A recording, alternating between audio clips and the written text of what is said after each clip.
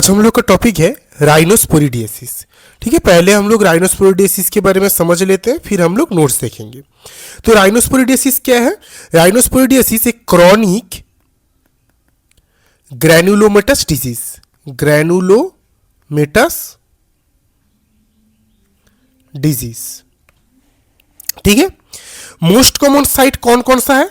Most common site जहां पर involve होता है, मोस्ट कॉमन साइट में आता है नोस, नेजोफेरिंग्स,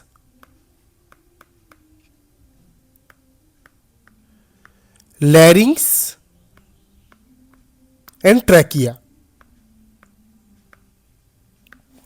ये होता है मोस्ट कॉमन साइट जहां पर ग्रैनुलोमेटस डिजीज जो है, जहां पर राइनोस्पोरिडियासिस जो है ये इन्वॉल्व होते हैं।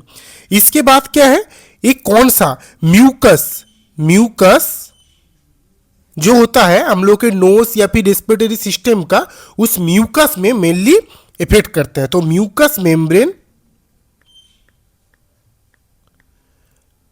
इफेक्टेड। ठीक है, फिर कॉज क्या है, किसके कारण होता है? कॉज्ड बाय राइनोस्पोरिडियम सेरिवेरी, राइनोस्पोरिडियम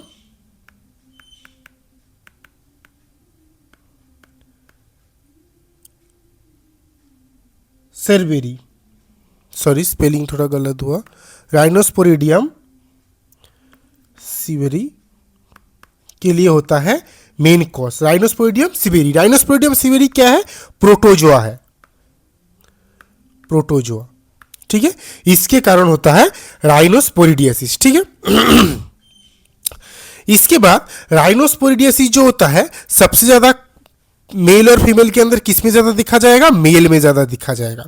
कौन से एज ग्रुप में? 20 to 40 ईयर्स एज ग्रुप के अंदर ज्यादा देखा जाता है। और कौन से प्लेस में? मेनली राइनोस्पोरिडियासिस जो है कोस्टल रीजन एरिया में, कोस्टल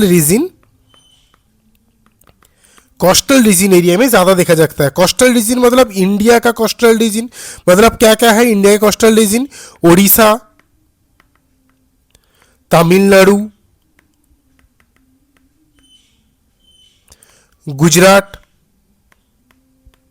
मुंबई, ऐसे बहुत सारे कोस्टल रीजन है। तो ये बहुत ही एक एमसीक्यू के लिए इंपॉर्टेंट पॉइंट है। अगर एमसीक्यू पॉइंट में कुछ ऐसे मेंशन रहते हैं कि ये 38 years male coming from Tamil Nadu,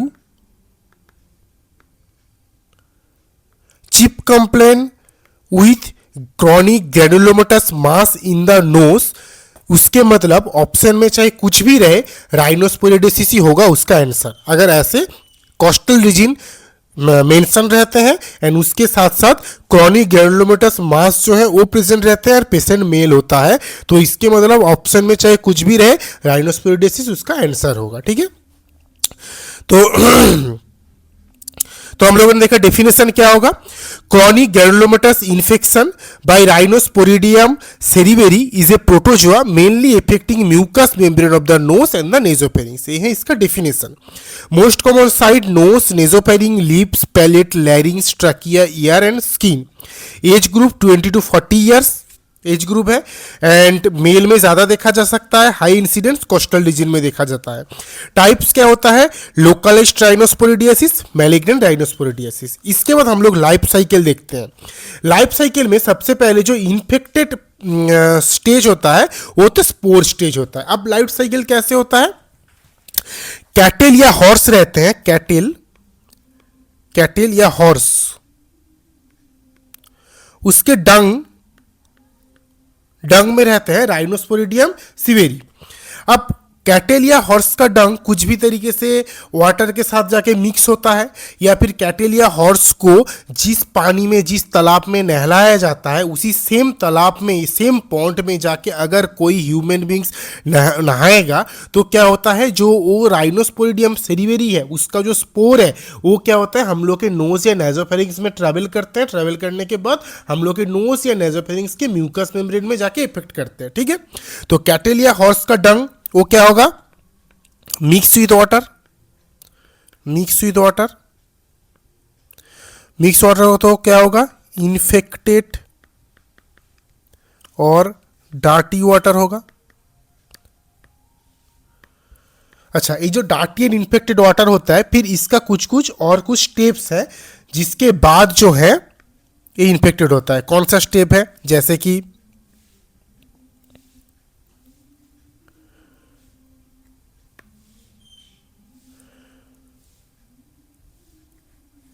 एक हुआ, ठीक है। तो ये बाहर वाला जो है ये है क्लियर साइटोप्लाज्म है, क्लियर साइटोप्लाज्म, क्लियर साइटोप्लाज्म है ये। और ये है वॉल है, बाहर का वॉल है, एंड ये न्यूक्लियस है, न्यूक्लियस है, ठीक है। एंड ये पूरा क्या है, इसको हम लोग क्या बोलेंगे, पूरा इसको बोलेंगे ट्रोफोसाइट। इसको क्या बोलेंगे, स्टेज को ट्रोफोसाइट स्टेज, ठीक है। इसके नेक्स्ट स्टेप क्या होगा, इसके नेक्स्ट स्टेज में क्या होगा, ये जो न्यूक्लियस है ये क्या होगा, multiple of spore spore form करेगा। कैसे, ऐसे, ठीक है। कैसे करेगा,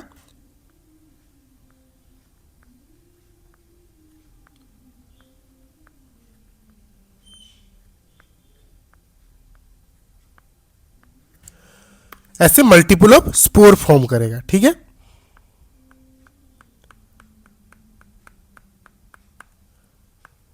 मल्टीपल स्पोर फॉर्म करेगा, ठीक है।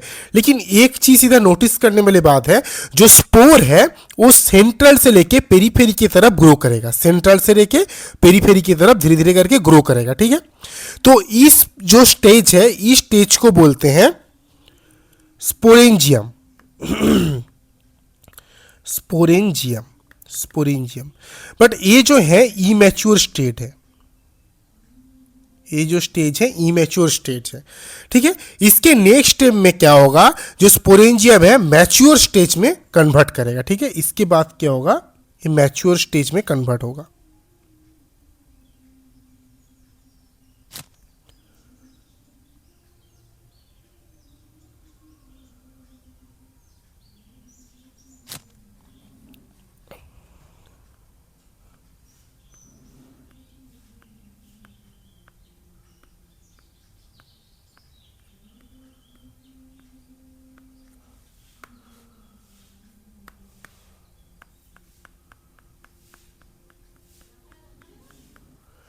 ये है स्पोर का, स्पोरेंजियम का मैच्योर स्टेज, इसको बोलते हैं मैच्योर, मैच्योर स्पोरेंजियम। ये है मैच्योर स्पोरेंजियम स्टेज। इस स्टेज में क्या होगा, जो स्पोर फॉर्म इधर हुआ था, इस स्पोर के चारों तरफ एक मेम्ब्रेन रहेगा, एंड ये है बाहर वाला जो वॉल है, बाहर वाला ये वाला जो वॉल है, ये वाला वॉल है, एंड ये जो अंदर वाला मेम्ब्रेन बना है ये मैच्योर स्टेज में बनता है, ठीक है। नेक्स्ट स्टेप में क्या होगा, ये जो मेम्ब्रेन है ये मेम्ब्रेन का ब्रेक होगा एंड स्पोर जो है बाहर निकल के आएगा, ठीक है। नेक्स्ट स्टेज में क्या होगा, नेक्स्ट स्टेज में ऐसे होता है, ऐसे हो जाता है। जो स्पोर है ये मेम्ब्रेन ब्रेक होता है एंड सारा जो स्पोर है वो बाहर निकल के आ जाता है।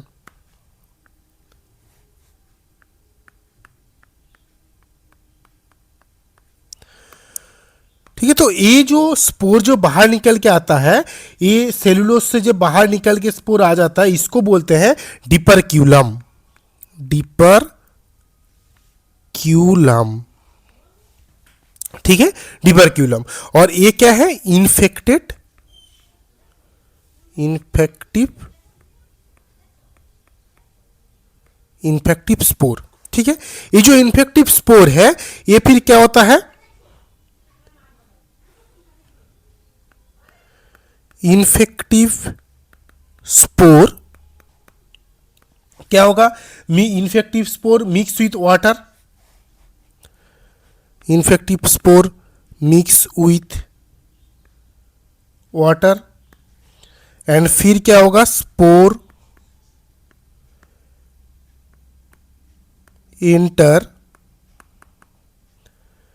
इन द नेजल कैविटी,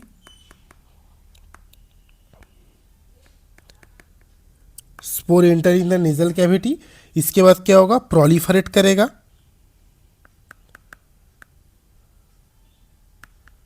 प्रोलिफरेट करेगा and from a mass, from a mass, जो मास क्या होगा, क्रॉनिक ग्रैनुलोमेटस मास। ठीक है, ये है इसका मेन जो है लाइफ साइकिल पूरा।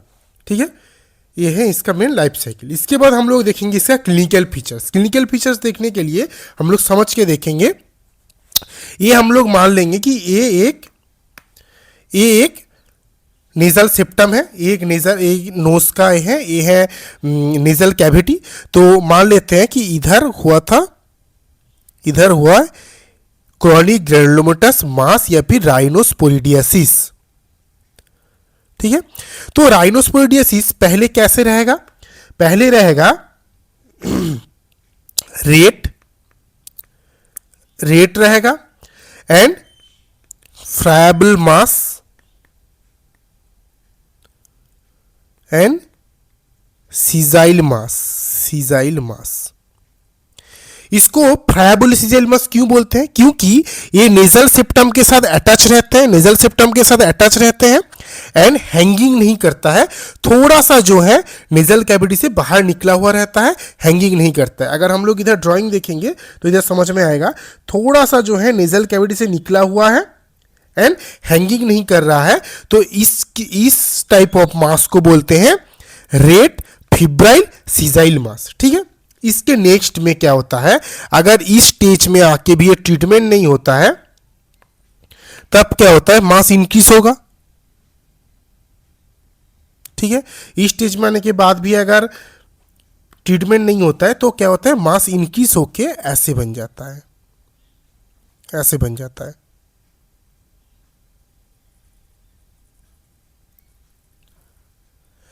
अब ये मास क्या होता है, ये थोड़ा हैंगिंग टाइप मास है, तो इसको बोलते हैं पिडंक्यूलेटेड ग्रो। इसको बोलते हैं पिडंक्यूलेटेड ग्रो। ठीक है, ये हुआ और एक स्टेज, एक पहला स्टेज था जहां पर हैंगिंग नहीं था, जस्ट ओनली नेजल सेप्टम में फिक्स्ड था, थोड़ा सा नेजल कैविटी से मास निकला हुआ था, उसको बोलते थे सीजाइल मास, और ये हैंगिंग मास है जिसको बोलते हैं पिडंक्यूलेटेड ग्रो। अब नेक्स्ट और एक स्टेज देखते हैं, और एक क्लिनिकल फीचर्स और क्या होता है। सपोज मास और इंक्रीज हुआ और ये जो पूरा नेजल कैविटी है, नेजल कैविटी को ही ब्लॉक कर दिया। तो नेजल कैविटी को अगर ब्लॉक करेगा तो क्या होगा, नेजल कैविटी को ब्लॉक करेगा तो क्या होगा, इस जगह पे जो है थिक म्यूकस, जो हम लोग के नोज में म्यूकस रहते हैं, वो आके इस जगह पे ऑब्स्ट्रक्टेड हो जाएगा, क्योंकि नेजल कैविटी ऑब्स्ट्रक्शन हो गया तो इधर जाके जमा होते रहेगा थिक म्यूकस। तो जो थिक म्यूकर डिस्चार्ज भी देखा जाता है इसके कारण, एंड इसके कारण क्या होता है, एनोस्मिया भी देखा जा सकता है। नेक्स्ट और क्या होता है, ये जो फिब्राइल मास हुआ, इस मास के ऊपर ऐसे व्हाइट कलर का ऐसे छोटा ऐसे स्पॉट देखा जा सकता है, व्हाइट कलर का। ठीक है, तो इसको बोलते हैं स्पोरेंजिया, इसको बोलते हैं स्पोरेंजिया। तो ये रेड फिब्राइल मास, उसके ऊपर व्हाइट स्पोरेंजिया, वो बिल्कुल स्ट्रॉबेरी लाइक लीजन देखते हैं। अगर हम लोग इधर स्ट्रॉबेरी को देखेंगे तो इसमें भी क्या होता है, ऐसे रेड कलर के ऊपर ऐसे व्हाइट कलर का जो है स्पॉट रहते हैं। ठीक सेम इधर भी रेड मास के ऊपर ऐसे व्हाइट स्पॉट रहते हैं, उसको बोलते हैं स्ट्रॉबेरी लाइक लीजन। ठीक है, ये हो गया क्लिनिकल फीचर्स। इसके बाद इसके हिस्टोपैथोलॉजिकल फीचर्स देखेंगे। हिस्टोपैथोलॉजिकल फीचर्स में इसका क्या होगा, हिस्टोपैथोलॉजिकल फीचर्स अगर इसको देखेंगे तो यहां पर सबसे पहले देखेंगे नॉर्मल जो रेस्पिरेटरी ट्रैक्ट रहते हैं उसका जो एपिथेलियम होता है वो होता है स्ट्रैटिफाइड स्क्वामस एपिथेलियम। अगर हम लोग इधर नोटिस भी करेंगे तो हम लोग को देखने के लिए मिलेगा, ये है स्ट्रैटिफाइड स्क्वामस एपिथेलियम, ये है स्ट्रैटिफाइड स्क्वामस एपिथेलियम। बट राइनोस्पोरियोसिस में क्या होता है, ये एपिथेलियम मेटाप्लास्टिक हो जाता है, सॉरी ये नॉर्मल में रहता है, रेस्पिरेटरी जो एपिथेलियम रहता है वो रहता है स्ट्रैटिफाइड कोलामनर एपिथेलियम। नॉर्मल में क्या रहेगा, नॉर्मल में रहेगा एक कॉलामनर एपिथेलियम रहता है, स्ट्रैटिफाइड कॉलामनर एपिथेलियम। और सेम अगर राइनोस्पोरिडोसिस होता है तो वहां पर क्या होता है, एपिथेलियम जो है चेंज होके हो जाता है stratified squamous epithelium, stratified squamous epithelium. तो नॉर्मल रेस्पिरेटरी में क्या रहता है, कॉलामनर एपिथेलियम रहता है, लेकिन राइनोस्पोरिडोसिस में मेटाप्लास्टिक के कारण क्या होता है, स्ट्रैटिफाइड स्क्वामस एपिथेलियम हो जाता है। ठीक है, ये हो गया।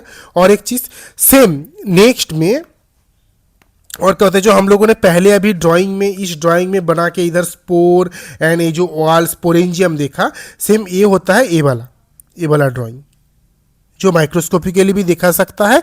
इसको sporangium of the variable size filled with sporangiasis, ठीक है, इसको बोलते हैं। एंड और क्या देखा सकता है इधर, क्या chronic inflammatory cell, chronic inflammatory जो सेल देखा सकता है, ये कंपोस्ट बाय लिम्फोसाइट। ये सब जो है ना, ये सब जो मल्टीपुल अब है ना, ये सब जो है मल्टीपुल जो दिख सकते हैं, ये सब जो है मल्टीपुल, ये सब जो दिख रहा है ये सब है क्रॉनिक इन्फ्लेमेटरी सेल, ये सब है क्रॉनिक इन्फ्लेमेटरी सेल। ये किस किस चीज को लेकर कंपोस्ट होता है, lymphocyte, plasma cell and macrophages. ठीक है, तो ये हो गया इसका माइक्रोस्कोपिकल फीचर्स। तो यहां पर सबसे इंपॉर्टेंट क्या है, नॉर्मल रेस्पिरेटरी एपिथेलियम जो है कॉलामनर एपिथेलियम रहेगा, नॉर्मल रेस्पिरेटरी एपिथेलियम जो है कॉलामनर एपिथेलियम रहेगा। बट राइनोस्पोरिडोसिस में मेटाप्लास्टिक हो जाएगा तो स्ट्रैटिफाइड स्क्वामस एपिथेलियम बन जाएगा। ठीक है, बहुत ही इंपॉर्टेंट एमसीक्यू पॉइंट है।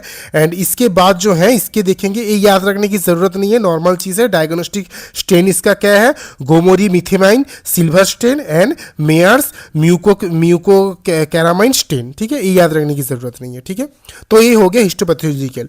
नेक्स्ट क्या है, ट्रीटमेंट। ट्रीटमेंट में क्या है, ग्रैन्युलोमेटस मास है, मतलब इसको क्या करेंगे, एक्सीजन करेंगे। एक्सीजन के बाद क्या, क्वार्ट्रिजेशन करेंगे, क्योंकि जो रीऑकरनेस है उसको प्रिवेंट करने के लिए करेंगे। और मेडिकल ट्रीटमेंट के लिए हम लोग क्या देंगे, टैबलेट डेप्सोन 100 मिलीग्राम देंगे वंस डेली फॉर 6 मंथ देंगे। ठीक है, ये कंप्लीट किया हम लोगों ने राइनोस्पोरिडियासिस। आप लोगों को कुछ नोट्स लेने की जरूरत नहीं है, नोट्स के लिए आप लोग इसी सेम चैनल के टेलीग्राम में या फिर इंस्टाग्राम में जाके मैसेज कर सकते हैं, आप लोग को सारा नोट्स, हैंड रिटेन नोट्स मिल जाएगा। ठीक है, थैंक यू।